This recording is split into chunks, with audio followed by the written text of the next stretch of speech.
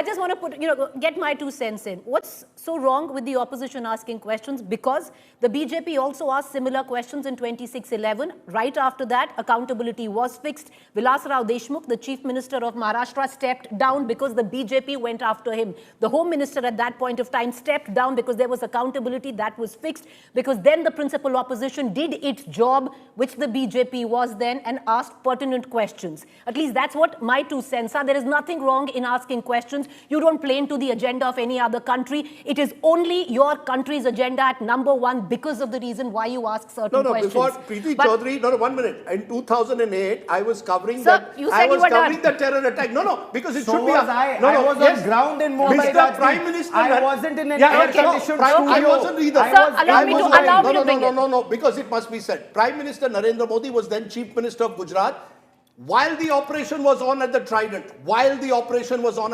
he came there, delivered a press conference and questioned Prime Minister Manmohan Singh's handling. My point is, it cannot be that you will that where you stand depends on where you sit. Limited point. No, madam, you must. You have raised the wrong question. You are saying, is the opposition politicizing it? Within 24 hours of May 7th, even while the operation was on, posters had come up, hoardings across Mumbai. Rajdeep, that's exactly what I said. That's exactly what I said. When did I say you're politicizing it? Didn't you hear my comments? Okay. But having said that, I want to bring in Akshita. Please come in, then Pooja, you can, make your point. Akshita. First of all, I agree with your opening statement, Preeti, that when this terror attack happened, you did see a very mature stand by the opposition where they said we stand together as one nation. Now, I partially agree with Rajdeep sir, I partially agree with Gaurav in the sense I believe that there are some questions that can be asked, some that I believe now you can't, like questioning the forces. You can go ahead and talk about a security lapse at Pahagam. Right question to ask, you need to seek accountability on that front. But if you ask for proof of strikes, if you question our forces, if you question what they're saying about the strikes that they've conducted and seek proof of surgical strikes like they have previously, that for me is where you cross the line. And so you see that line essentially that the opposition has followed to me this time. Okay. I don't think they've crossed the line. Yes, you've had some loose cannons, you've made some loose statements, but to me the opposition leadership so far has in fact toed that line, maybe learned their lessons from past instances. Okay. Pujari, you concur. What's your... So what I have to say is I think everyone, whether in the government and opposition, has every right to ask questions to the government, and that can be at any moment. But it was not as much the question but the tone that I noticed. For example, recently when Yashwant Sinha came on record to say that this is Bihar elections, Sarkar ne karwaya hai.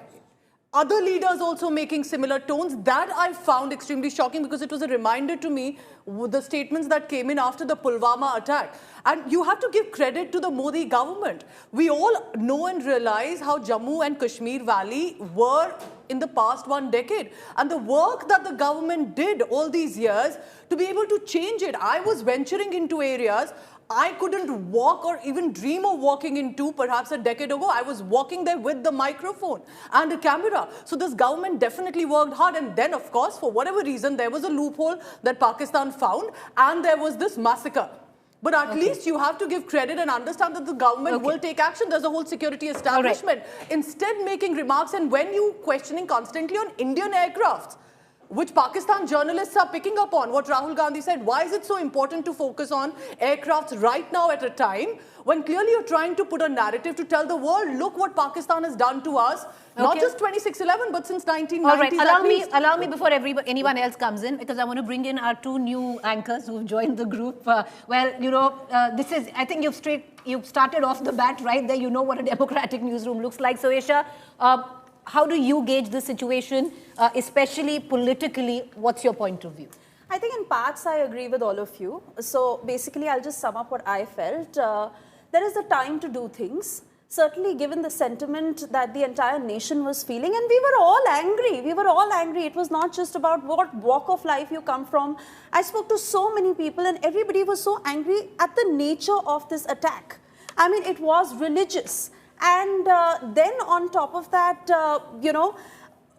coming back to the Congress and the opposition primarily, questioning is one thing, but you've literally politicized everything from the operation itself to what happened on the ground, to the name of the Operation Sindoor, to the MP delegation row.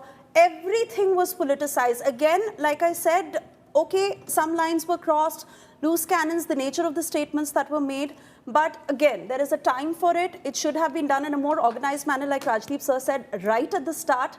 And like Gaurav said, that the sentiment of every Indian should have been respected. So like Akshita, you've got mixed feelings about. Yes. But Akshita, primarily, you agree that the opposition has done, they haven't really crossed the line here. I don't think so. You think they've done a responsible I think that what job? we've also seen is when there have been comments made by loose cannons, the leadership has kind of stepped in and said that's not a stand we agree with. Anjali, you know, I know you've been watching everybody come in with their points of views very silently. What do you make of it? Where do you stand?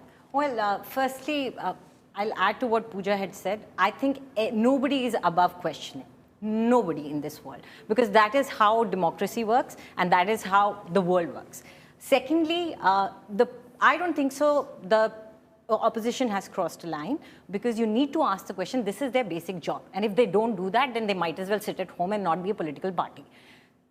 Politics is their job, and politicization of a certain thing, yes, we all agree it was a war-like situation. We stood by our country. Everybody in this country stood by their nation, their prime minister. So did the opposition party. But now is the time to answer some questions, and it's for the benefit of the country. Mind you, if we are looking at the lapses that happened, it is for the benefit of the country so that this does not happen again. That's all I want to say. All right.